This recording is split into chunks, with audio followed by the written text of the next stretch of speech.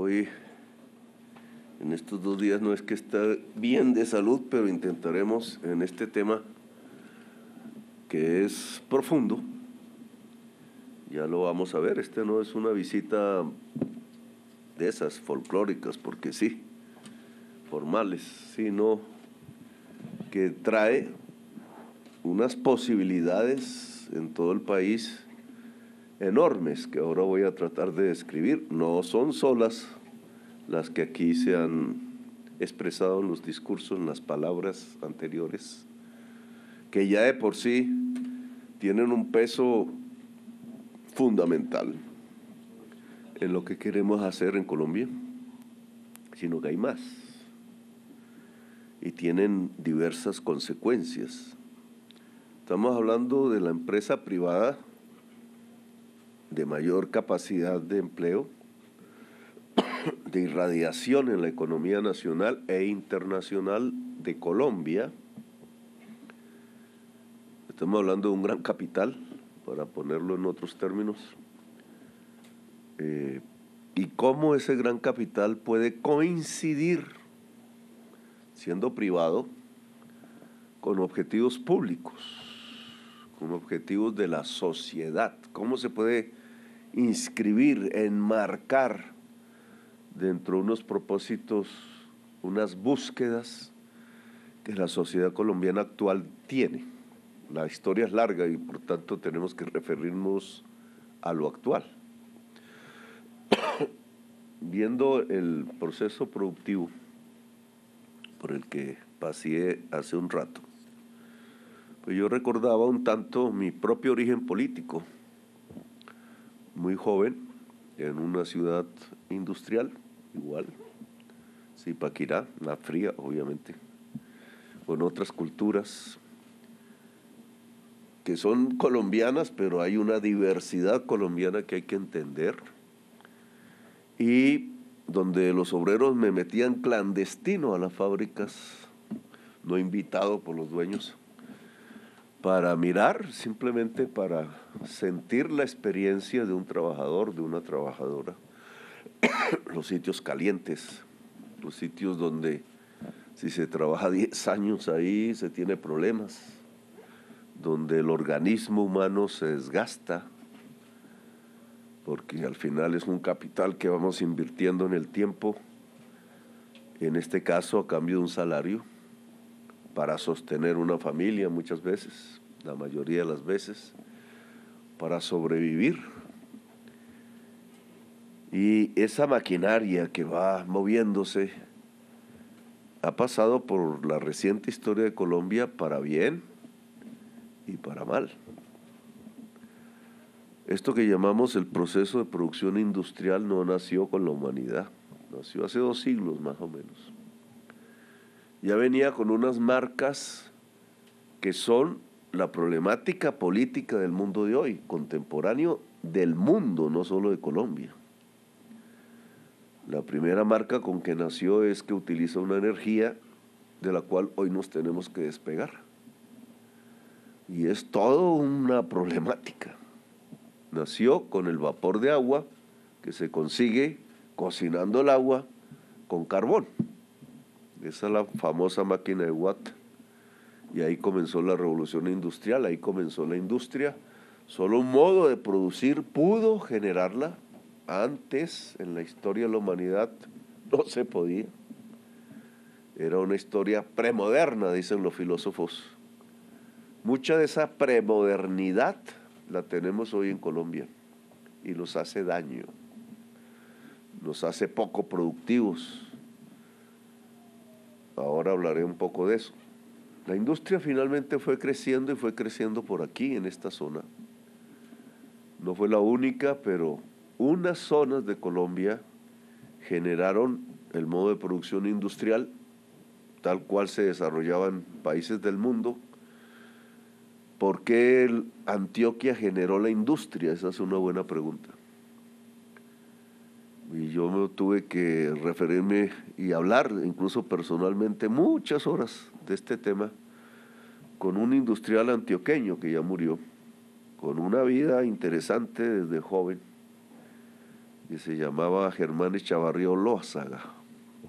Esos nombres son vascos. Él de joven era un rebelde. Como empleado público hizo un acto de rebeldía inmenso, que fue tomarse el grupo financiero más importante que estaba ordeñando al país en ese entonces. Yo alcancé de joven, de casi niño, a escuchar las noticias de eso. Y después se convirtió en un gran industrial, uno de los hombres más ricos de Colombia, hasta que murió ya de avanzada edad, y él escribió un librito así chiquitico, que yo quise leer. Era una interpretación de la teoría de Keynes al desarrollo industrial, muy interesante. Entonces, dijo, Antioquia perdió el impulso industrial porque quiso quedarse con la tierra. Esa es su tesis. Keynes había inventado una teoría de la liquidez, de la preferencia por la liquidez, o sea, cómo los seres humanos prefieren tener el dinero debajo del colchón. Y este señor lo transformó en una preferencia no por el dinero, sino por la tierra. Ahí ustedes pueden ver dos fases de la historia de Colombia, porque no es de Antioquia solo, que hay que analizar. Cuando teníamos el empuje industrial y cuando lo que se quiso fue tener tierra. Tener tierra es una premodernidad y nos llevó a la violencia. Muchos factores incidieron en eso y no es este el momento de profundizar, pero sí es recordar. Acaparar la tierra es de los feudales. Y el impulso industrial es exclusivamente de los capitalistas, algún día lo fue de los socialistas, pero se acabaron. La industria es moderna, el acaparamiento de tierras es de los señores feudales de la Edad Media, que era una época muy violenta, pero que nosotros trajimos a nuestro presente. El mensaje de Echavarría es interesante porque marca una discusión política en Colombia. ¿Hacia dónde vamos? A que unas personas sean acaparadoras de tierra y el campesino cada vez sea más pobre, con menos posibilidades y termine buscando de qué sobrevivir, y si la hoja de coca lo es, pues por ahí se mete, porque no va a dejar morir a la familia, o si somos capaces de dar el impulso y el paso hacia la modernidad a partir de la industria, tal cual mucha gente aquí en esta región enseñó en su momento. Esto trae más análisis. El proceso de producción industrial nació marcado por un conflicto. No es una máquina, son unos seres humanos que se relacionan frente a la máquina en diferentes posiciones. Desde el inicio, las posiciones iban contra la gente que trabajaba. Usaban niños, niñas de 10 años, de 9 años. Los libros de Charles Dickens muestra eso en Inglaterra. Usaban jornadas de 12 horas, casi que al límite orgánico de la persona. Allí estallaron conflictos inmensos a finales del siglo XIX, principios del XX en Europa, después en Estados Unidos y por donde la industria iba. Eso hizo estallar la Primera y la Segunda Guerra Mundial. En la segunda murieron 50 millones de personas. Estamos hablando de la historia de verdad. Y arranca en ese mundo de la producción. ¿Quién lo dijera? En esa vida cotidiana donde se encuentran en los pasillos unos y otros, unas y otras. La humanidad aprendió después de tanto conflicto de prácticamente mirarse como enemigos, una posibilidad para el desarrollo de la industria. Surgió en Europa y en Estados Unidos. Fue un pacto después de la Segunda Guerra Mundial. Bueno, ¿y por qué los beneficios no se distribuyen entre trabajadores y propietarios? Y no solamente con propietarios. ¿Por qué el mundo trabajador no adquiere un nivel de vida mejor en las ciudades europeas y norteamericanas. Eso se transformó en política, en movimientos políticos, y antaño era prácticamente casi acudir a la revolución. Después se volvió a hacer pactos a través de formaciones políticas que representaban a obreros y a empresarios y encontrarse. ¿Puede el incremento de la productividad beneficiar a unos y a otros? Y la respuesta fue sí. Y entonces vimos después de la Segunda Guerra Mundial cómo florecían unas sociedades, se desarrollaban, sus niveles de vida alcanzaban, eran envidiables para nosotros, los europeos, los norteamericanos, cómo se enriquecieron. Y después otras sociedades empezaron a imitarlo, etcétera. Nosotros nos fuimos quedando en el camino porque coincidió con que preferimos acaparar la tierra. Y ahora hay que resolver ese punto. Lo que ha planteado el gobierno nacional es la reforma laboral. Eso sale del proceso de producción. La reforma laboral es que el mundo del trabajo, tal cual, en los países más desarrollados por su industria, pueda dar un paso hacia adelante, que se tenga más estabilidad, que se tenga mejor salario, que se tenga una mejor jornada. ¿Eso perjudica a la empresa o no? Es la discusión de hoy. Algunas personas acostumbradas a la esclavitud, en Colombia hay 400.000 esclavos, ¿quién lo dijera? La mayoría mujeres, acostumbrados a que la ganancia nace de exprimir al trabajador, que es casi acercarlo a la condición de esclavitud, creen que así se progresa, así se enriquece y así crece la industria. Falso. El mundo ha demostrado lo contrario. Ese camino es como el de acaparar la tierra, solo nos lleva a la violencia y a la pobreza y a la desigualdad.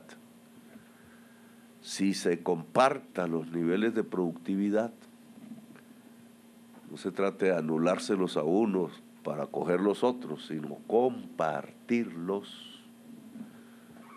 El mundo industrial mejora en productividad. Nosotros somos el país con menos productividad de toda la OCDE y con la jornada laboral más alta. Eso no es una coincidencia. Es que porque la jornada laboral es la más alta de la OCDE, es que somos los menos productivos. Porque el bienestar del trabajador está ligado a la productividad. Si queremos más productividad, necesitamos más bienestar y viceversa. Y en esto, el anuncio que acaba de hacer Nutresa va en el camino que nosotros nos hemos propuesto. De ahí la importancia de esta reunión delante de los medios de comunicación. Porque lo que se ha planteado aquí en un aspecto es la vivienda. La vivienda para los trabajadores no lo puede resolver la sola empresa, ni los solos trabajadores. Se necesitan ambos, indudablemente, pero se necesita el Estado. Y aquí hemos puesto la mejor institución del Estado en términos de vivienda, que es el Fondo Nacional del Ahorro. Ha alcanzado unos niveles altos de eficiencia. No demora un día una cesantía, por ejemplo, que antes tocaba esperarla años. Yo mismo me he aprovechado del FNA para mi primera casa, porque fue la única manera de acceder a un crédito que pudiera pagar en ese momento. Y no era que estuviera re mal, sino que prácticamente el acceso al crédito de vivienda, y sobre todo ahora, pues es muy difícil. Hay que tener con qué para pagarlo y ahí se friega la mayoría. En esa medida, este programa con ustedes, que hay que mirarlo en dos aspectos, es lo que yo propongo, porque la mayor necesidad de vivienda no es una vivienda nueva, según los datos. es mejorar una vivienda. La mayor parte de la gente de Colombia tiene donde dormir, pero en muy malas condiciones sanitarias, etcétera. La estética es fundamental para la vida humana. Si yo me levanto y veo un árbol, aunque sea una flor, un color bonito, no el gris del cemento, tengo mayores fuerzas para querer vivir en el mundo. Lo contrario, si el niño se cría entre el cemento gris, el óxido del hierro, etcétera, pues su vida no va a tener la amplitud que queremos y tendremos de ahí quizás problemas para la sociedad. Entonces, mejorar la vivienda debe ser parte de este programa, de quienes me dicen la mitad de la fuerza de trabajo de la empresa tiene una vivienda. Ahí hay para algunos y algunas que mejorarla, y ahí debe haber entonces una posibilidad financiera para ello, que el FNA y el Ministerio de Vivienda pueden garantizar sin mayores costos. En el mundo de la vivienda nueva, que es otra necesidad, que también aquí según los datos es la mitad de la fuerza de trabajo, entonces también juntar el esfuerzo, una tasa de interés muy por debajo de la que nos ha puesto el Banco de la República, que vuelve inaccesible la vivienda. Por eso se ha desplomado la vivienda en Colombia. ¿Quién compra una vivienda con una tasa de interés que puede ir entre 20 y 30%? Casi como suicidarse. Entonces, si no baja la tasa de interés y nosotros la queremos bajar por nuestro lado, en nuestras instituciones, pues entonces no hay acceso a un bien que trae bienestar. Un mejor vivir soluciona un aspecto de la vida y no cualquiera, es importante. Entonces, la propuesta hecha con Nutresa aquí va encaminada a mostrarle al país todo que no es un insulto, ni una grosería, ni una brutalidad el plantearse que la gente que trabaja asalariadamente pueda vivir mejor. Y coincide con nuestro propósito que esperamos que el Congreso de la República acoja, del que el camino de la ganancia y de la riqueza no es volver a la gente que trabaja esclava, sino volverla a seres humanos con capacidades humanas, viviendo una vida mejor. Siempre será mejorable, todos queremos vivir siempre mejor. Y el mundo va cambiando y entonces va transformando las necesidades, pero esta es la respuesta que hay que dar. Claro que nosotros queremos gente que trabaje más establemente, que no esté aterrorizada con que en un mes la van a echar, o gente que termina trabajando 12 horas, como los ingleses en el siglo XIX, casi al borde del colapso, porque creen que así es como el mundo se desarrolla, y esa es una gran mentira. El mundo se desarrolla por el cerebro, no por la fuerza muscular, y no por la fuerza muscular puesta al borde del colapso, ni para hombres ni para mujeres. Otro aspecto aquí que sale de esto, que es el proceso productivo, o sea, de este paseíto de una hora, es la energía, que es la gran discusión política de hoy. De la primera, de la que he planteado, que es el de la productividad, surge un peligro inmenso, que Colombia no se ha dado cuenta, ni sus empresarios, ni sus trabajadores, ni sus organizaciones, ni las trabajadoras. Y es que en el ánimo de aumentar la productividad, tal como surgió después de la Segunda Guerra Mundial, hemos llegado a momentos de automatización. Ahí vi una maquinita de esas, ¿cierto? Solita pone las chocolatinas que yo quería comerme cuando era niño, para llenar el álbum. Las chocolatinas Jet. La automatización, por ahora, no es el problema. si se amplía la producción, porque más fuerza de trabajo usa. Pero la automatización está siendo trasladada a lo que se llama inteligencia artificial. Sale un artículo en la prensa y muy poco lo lee, porque es matemática pura. La matemática en su máximo nivel. Y se desarrolla a partir de la programación de computadores, es decir, del lenguaje con las máquinas. Eso no existía en el siglo XIX. El lenguaje con las máquinas es el brazo musculoso moviendo la palanca. Y si se trabota, más fuerza. Ahora es una matemática sutil y se mueve apenas espichando un botoncito. Hay que saberlo espichar.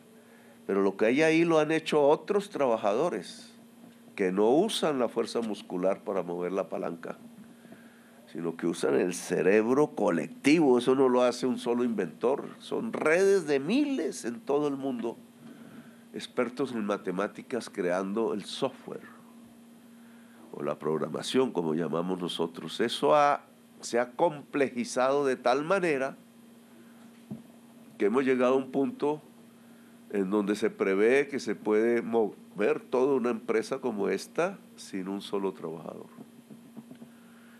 Claro, de ahí sale que el trabajo va a desaparecer, ¿no? Habrá unos trabajadores detrás que no vemos, los que hacen el software. Dirán, entonces si no estudiamos eso nos fregamos. Y es cierto. Ese mundo que viene en los próximos 30 años va a causar de nuevo el conflicto inicial. ¿Para quién la productividad? Porque si volvemos al nivel del siglo XIX, va a haber gente muy rica, pero riquísima, ya aparecen algunos. Y los demás en la calle. Y un mundo así va a ser profundamente conflictivo. La gente en la calle no se va a dejar y entonces van a meter el billete en los grandes aparatos represivos, etcétera. Un poco lo que vemos en Palestina es la vitrina de un nuevo mundo que no debemos dejar llegar. Esa es la discusión que se desata también de aquí.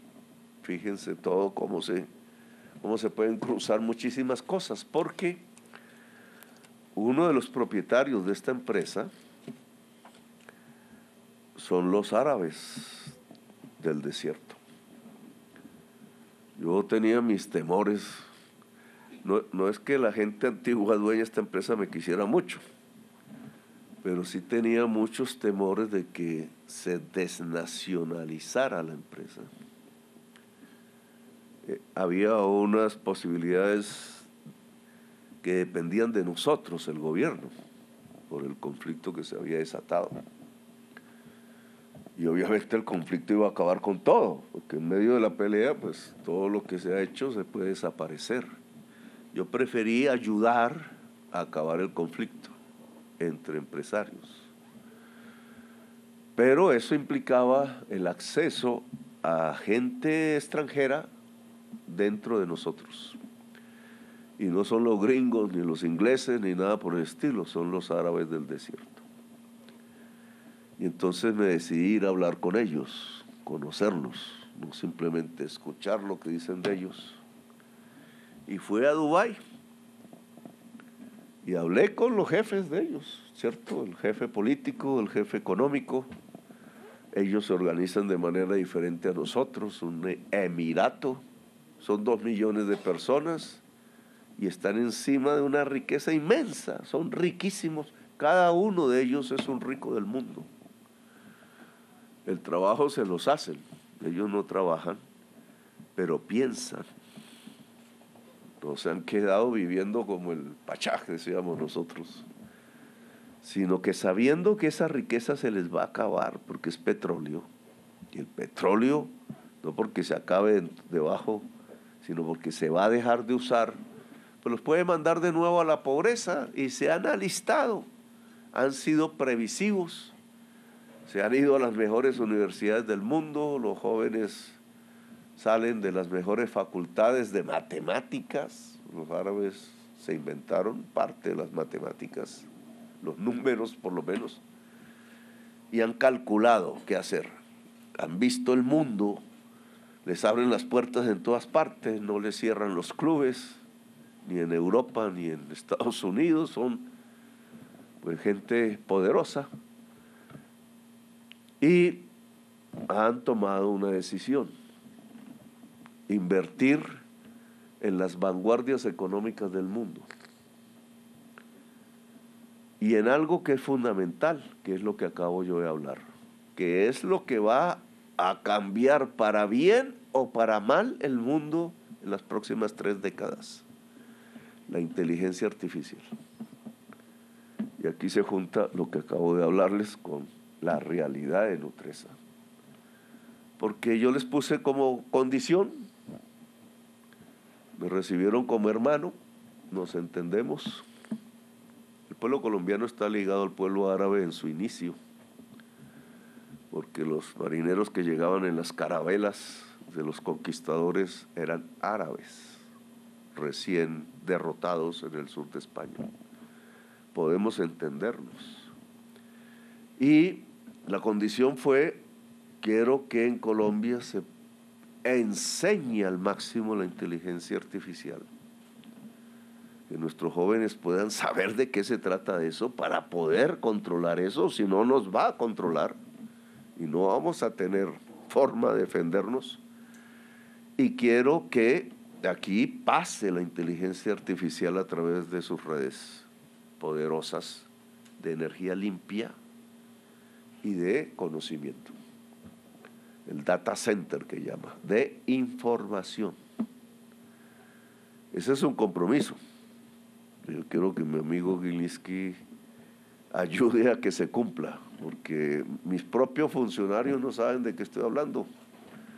Y entonces ponen trabas, no saben cómo se negocia la inteligencia artificial hoy en el mundo.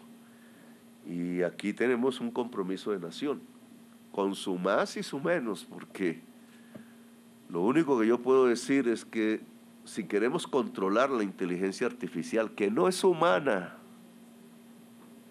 que se puede desarrollar ella misma y que en un primer momento está dedicada a reemplazar el mundo del trabajo para aumentar las ganancias y la productividad.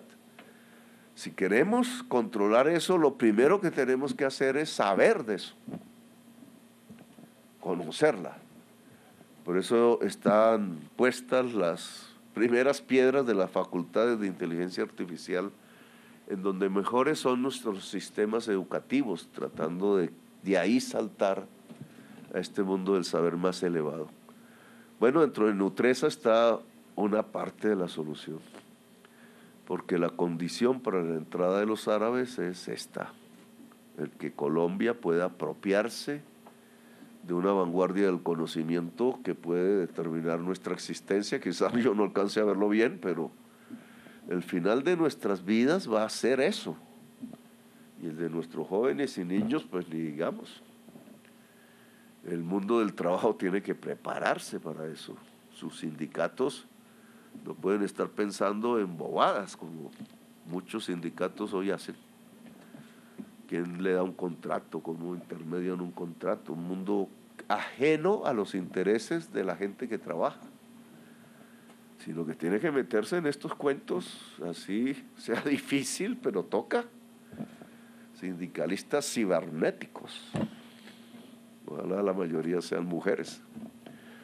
Y el mundo de la empresa ni se diga, porque si no maneja esto también va a salir de un solo escobazo, en un solo día puede salir de cualquier espacio de la producción, etc. Y el país, ni hablemos. Si somos vanguardia en América Latina, los brasileños quieren competir con nosotros, pues ese es el camino que tenemos que tomar, y ese es uno de los temas que aquí sale. Y finalmente, el de la economía ilícita. Me he extendido ya mucho, pero es que todo esto sale de aquí. Así fructífero es el encuentro y la reunión, que es nuestro problema colombiano. Este no es de todos los países, pero en nosotros ha cruzado el último medio siglo de una manera profunda y dramática. El narcotráfico está enfrentado a es una economía ilícita. Lo lícito y lo ilícito es un tema de la ley, en este caso la ley mundial. La tesis que nosotros sostenemos es que para salir de la violencia tenemos que pasar de la economía ilícita a la lícita. Esa es la tesis primera. Ese cambio de palabra se puede hacer de dos maneras. O lo ilícito se vuelve por la ley lícito, gran debate mundial. Nosotros ya estamos desaprovechando una oportunidad ahí con el cannabis.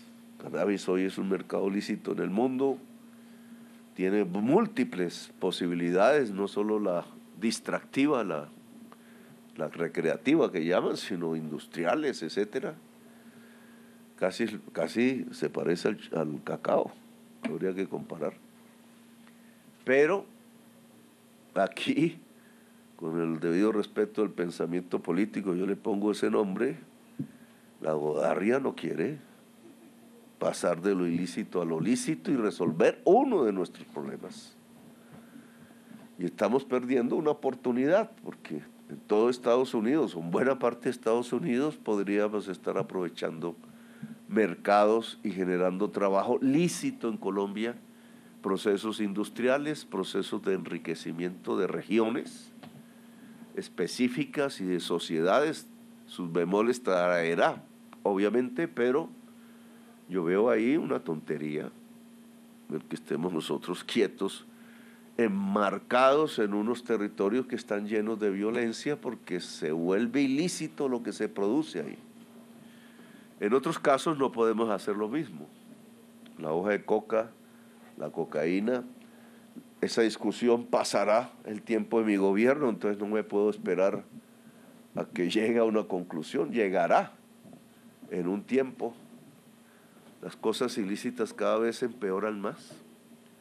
Los norteamericanos pasaron de la marihuana, que no mata a nadie, y el LSD, esa época de los hippies, a la cocaína, que les mató más o menos 4,000 personas al año, más por las mezclas, y ahora está con 100,000 muertos al año, es decir, una pandemia de salud pública total, porque se pasaron a consumir una droga de la muerte, que mata, que es mortal casi que automáticamente, que es el fentanilo, que es química, eso no sale de aquí, eso no utiliza la tierra, es muy fácil, es una mezcla química industrial. La pregunta es por qué los jóvenes o la gente que usa eso la usa. ¿Por qué dejaron de usar otras que no los mataba al menos y ahora usan una que tiene el componente de la muerte casi que a diario? Y yo he concluido que ya una parte de la sociedad en tiempos de la crisis climática está buscando su propia muerte. Y por eso las drogas cambian. Y las culturas. Y por eso entonces ya no nacen niños, porque se desconectan muchachos y muchachas cuando están apenas después de la adolescencia. Ya empieza a haber un rechazo a la vida en una parte de la humanidad, que tiene que ver con el suicidio, etcétera. Porque los tiempos llaman es a la muerte y no a la vida. Necesidad de un cambio político, indudablemente, de una transformación en esas sociedades que todavía no ven. El problema de las drogas tiene un tema de decisiones políticas detrás muy grande, entre otras, como un joven no vive solo, aislado completamente de cualquier tipo de contacto humano que no sean las máquinas. Y cómo se puede llenar de amor y de afectos y de equivocaciones y aciertos, pero adquirir la intensidad de la vida. Bueno, en ese mundo la hoja de coca cada vez tiene menos que hacer. Ha caído su precio. El gobierno anterior hubo una gran producción que está guardada y el precio de la cocaína cae, y al caer, alguien me da, tienen los números, tú tienes los números, ¿Cómo es la de 45.000? Si quieres, hablas. Antes se pagaba 45.000 la arroba, ahora 17.000 ya el productor. De arroba de hoja de coca. De arroba de hoja de coca, que son como 12 kilos. Esa es la señal de un desplome del mercado. ¿Por qué? Porque hay sustitutos más letales, le decimos a los gringos. Ellos creen que porque hay sobreproducción pueden ser ambas cosas al mismo tiempo. Pero hoy tenemos un campesinado que quiere salir de la producción de hoja de coca porque ya no le da sino muertos. Colombia se está quedando con los muertos, los mexicanos se quedan con la ganancia. Mexicanos, serbios, albaneses, españoles, norteamericanos acaban de coger un sueco. Aquí en Medellín, en el poblado, no sé cómo se llama el sueco. Y así se volvió una multinacional. Colombia perdió el monopolio de eso. Y entonces aquí llegan a que configuremos los ejércitos para matarnos entre nosotros. Y ellos se quedan con las ganancias. ¡Qué pendejada! Entonces la oportunidad de salir ahí es hoy. Uno no sabe qué pasará en 10 años. Puede variar todo, pero hoy hay una oportunidad. Y es donde el gobierno tiene que actuar fundamentalmente. Y se trata no de ver cómo coge uno los campesinos, los mete en una cárcel. Está llena las cárceles de campesinos. O un joven por ahí con un alijo en el bolsillo y para la cárcel. Con el debido respeto que me merece el alcalde, hemos llenado las cárceles de Colombia de campesinos presos, jóvenes presos, y los cementerios de lo mismo. Y todavía hoy se grita que la solución es matar o encarcelar. Llevamos 50 años en eso. Hay 1 millón de latinoamericanos muertos en la guerra contra la droga, asesinados, 1 millón. La región más violenta del mundo. Y la mayoría son colombianos. Y queremos seguir por ahí. Pero nos vamos a acabar como sociedad. Nos vamos a extinguir, no vamos a tener ninguna oportunidad dentro de la humanidad, a menos que corrijamos. El problema no es cómo se encarcelan o cómo se matan, cómo se les echa veneno desde una avioneta. El problema es cómo los llevamos hacia una economía lícita. Y aquí hay un ejemplo concreto. No es el único.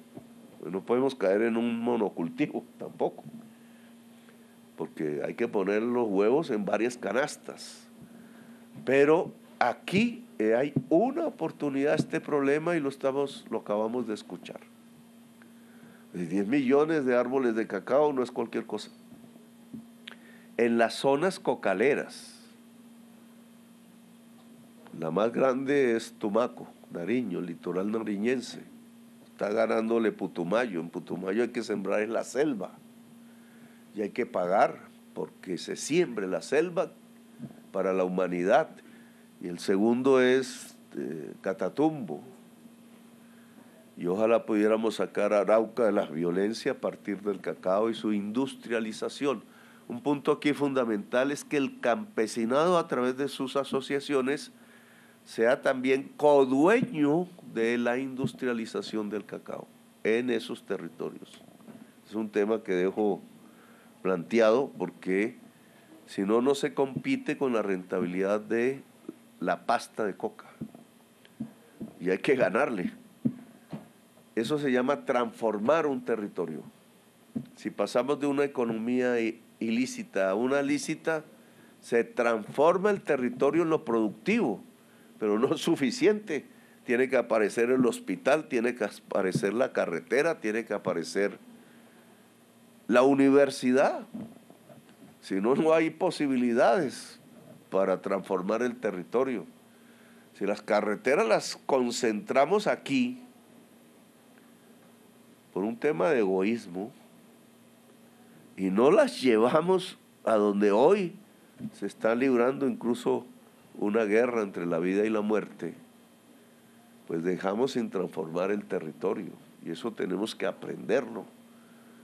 Cómo Antioquia, que fue el faro industrial de Colombia, indudable, aquí lo estamos viendo, puede ser también un faro de las soluciones de las problemáticas actuales de Colombia, que pasan también por industrializarse, pero allá, donde hoy se mata a la gente entre sí porque no tiene alternativa, y se mata por montones. Y nuestro deber, no solo como gobierno, que lo es, sino como sociedad diversa toda, es salir de ese problema. Y el ejemplo de Nutresa aquí, entonces, nos ha dado para hablar varios temas de la historia y de la discusión política seria, no de la pendeja. La discusión política pendeja es cómo voy yo. Ese es el 90% de la política colombiana. Pero nosotros estamos aquí para plantear los problemas serios. No quiere decir que tengamos la solución, porque eso hay que discutirlo y hay que practicarlo.